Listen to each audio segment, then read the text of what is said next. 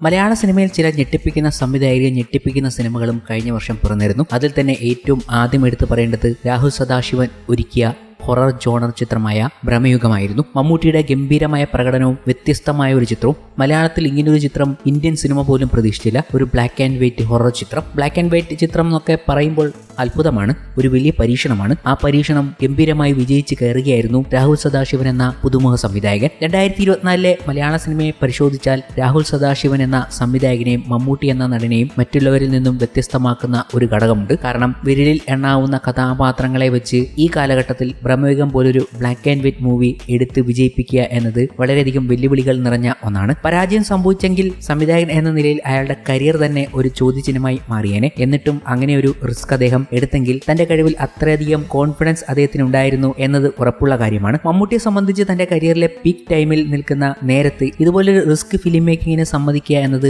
ചെറിയ കാര്യമല്ല. പക്ഷെ മമ്മൂട്ടിയെ സംബന്ധിച്ച് ഒരു അത്ഭുതകരമായ ഒരു കാര്യമല്ല. കാരണം അദ്ദേഹത്തിന്റെ സിനിമാ കരിയർ എടുക്കുമ്പോൾ അദ്ദേഹം ഒരുവിധം എല്ലാം അച്ചീവ് ചെയ്തു സിനിമയിൽ നിന്ന് തന്നെ. ഇനി അദ്ദേഹത്തിന് ഏത് രീതിയിലുള്ള പരീക്ഷണങ്ങളും നടത്താം. ആ ഒരു പരീക്ഷണത്തിന് ഇറങ്ങിത്തിരിച്ച മനുഷ്യനെയാണ് ഈ അടുത്തിടയ്ക്ക് മമ്മൂട്ടിയിലൂടെ കാണാൻ സാധിച്ചത്. അപ്പോൾ എന്ത് പരീക്ഷണം കൊണ്ട് കൊടുത്താലും അദ്ദേഹത്തിന് പറ്റുന്നതാണെങ്കിൽ അദ്ദേഹം ചെയ്തിരിക്കും. അതിലൊന്നായിരുന്നു ഭ്രമയുഗത്തിലെ കുടുംബൻ പോറ്റി എന്ന മമ്മൂട്ടിയുടെ കഥാപാത്രം. അത് ഏറ്റവും വിസ്മയകരമായി അദ്ദേഹം അവതരിപ്പിച്ചു എന്നതും കാണാവുന്നതാണ്. അദ്ദേഹം പറഞ്ഞതുപോലെ ആർത്തിയാണ് പണത്തോടല്ല സിനിമ എന്ന കലയോട്. ആ കലയെ ഏതറ്റം വരെ പരീക്ഷിക്കാൻ അദ്ദേഹം തയ്യാറായി എന്നതും ആ പടം ഹിറ്റാകുമെന്ന് അദ്ദേഹത്തിന് തന്നെ ഉറപ്പുണ്ടായത് കാരണമാണ് ഇങ്ങനെയൊരു പരീക്ഷണ ചിത്രം മലയാളത്തിൽ സംഭവിച്ചതും. ഇനിയും അതുപോലുള്ള പരീക്ഷണ ചിത്രങ്ങളിലേക്ക് മമ്മൂട്ടി എന്ന മെഗാസ്റ്റാർ കടക്കുകയും ചെയ്യും എന്നതിൽ യാതൊരു സംശയമില്ല. ഇതൊക്കെ നിൽക്കുമ്പോഴും രാഹുൽ സദാശിവൻ എന്ന സംവിധായകനെയാണ് നമ്മൾ വാനോളം പുകഴ്ത്തേണ്ടത്. കാരണം മലയാളത്തിൽ ഹൊറർ ജോണർ കൊണ്ട് ഇങ്ങനെയൊരു അത്ഭുതം സൃഷ്ടിച്ചതിന് അദ്ദേഹം ഹൊറർ ജോണറിൽ നിന്നും ഒന്നും വഴിമാറി ചിന്തിക്കുന്നില്ല എന്നതാണ് അടുത്ത സിനിമയിലേക്ക് സഞ്ചരിക്കുമ്പോൾ പറയാനുള്ളതും. കാരണം അടുത്ത സിനിമ ഇതിലും വലിയ ആകാംക്ഷയിലൂടെ പ്രേക്ഷകർ കാത്തിരിക്കുകയാണ്. കാരണം പ്രണവ് മോഹൻലാലുമായി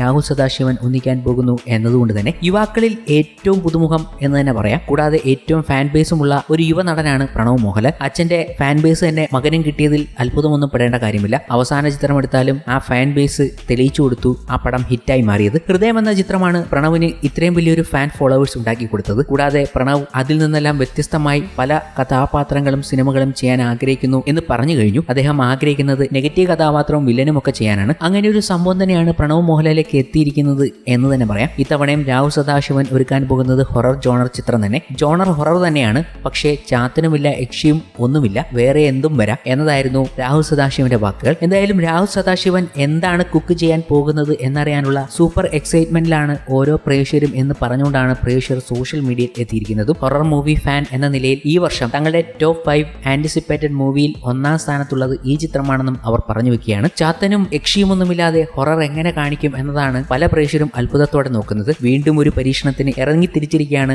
രാഹുൽ സദാശിവൻ. അതും പ്രണവ് മോഹൻലാലാണ് ഈ ചിത്രത്തിൽ നായകനായി എത്തുന്നത് എന്നറിയുമ്പോൾ അത്ഭുതം മാനോളമാണ്. രാഹുൽ സദാശിവന്റെ ഇനിയും അത്ഭുതപ്പെടുത്തുന്ന പല പ്രോജക്റ്റുകളും വരാം. ഹൊറർ ജോണർ തന്നെ ആയിരിക്കുമോ എന്നതാണ് എല്ലാവരും ചോദിക്കുന്നത്. ഹൊറർ ജോണർ ഇഷ്ടപ്പെടുന്ന ഒരു വിഭാഗം പ്രേക്ഷകർ നമ്മുടെ ഇടയിലുണ്ട്. അവർക്കൊരു ട്രീറ്റ് തന്നെയായിരിക്കും ഇനി വരാൻ പോകുന്ന രാഹുൽ സദാശിവന്റെ സിനിമകളും. അതിനുവേണ്ടി കാത്തിരിക്കുന്നു എന്ന് പറഞ്ഞുകൊണ്ടാണ് സോഷ്യൽ മീഡിയയിൽ പ്രേക്ഷകരും എത്തിയിരിക്കുന്നത്. അപ്പോഴാണ് ആശീർവാദ് സിനിമാസിന്റെ 22ാമത്തെ നിർമ്മാണ സംരംഭമായ ആദിയെക്കുറിച്ച് പറഞ്ഞുകൊണ്ട് ആന്റണി പെരുമ്പാവൂർ എത്തുന്നത്. ആന്റണി പെരുമ്പാവൂർ ആശീർവാദ് സിനിമാസിലൂടെ ചില സിനിമകളുടെ അനൗൺസ്മെന്റുകൾ നടത്താൻ പോവുകയാണ്. 25ാം വർഷം ആഘോഷിക്കുന്ന ആശീർവാദിന്റെ പ്രൊഡക്ഷനിൽ എത്താൻ പോകുന്ന സിനിമകളുടെ അനൗൺസ്മെന്റിൽ പ്രണവ് മോഹൻലാൽ സിനിമകളും കാണും എന്നതിൽ സംശയമൊന്നുമില്ല. കാരണം പ്രണവിന്റെ ഇത് മാത്രമല്ല മറ്റു ചില സിനിമകളും സംഭവിക്കാൻ പോകുന്നു എന്ന റൂമറുകളും അപ്പോൾ അതും പ്രതീക്ഷിക്കാമല്ലോ. 22ാമത്തെ നിർമ്മാണമായ ആദി വർഷങ്ങളായി ഞങ്ങളുടെ കുടുംബം വളർത്തിയെടുത്ത സ്വപ്നമായ പ്രണവ് മോഹൻലാലിന്റെ അരങ്ങേറ്റം ഈ ചിത്രത്തിലൂടെയായിരുന്നു. ലാൽ സാറിനും സുജി ചേച്ചിക്കും മായ്ക്കും കുടുംബവുമായി അടുപ്പമുള്ള എല്ലാവർക്കും അത് അഭിമാനത്തിന്റെ നിമിഷമായിരുന്നു. ജിതു ജോസഫ് സംവിധാനം ചെയ്ത് ഈ ലോഞ്ചിനുള്ള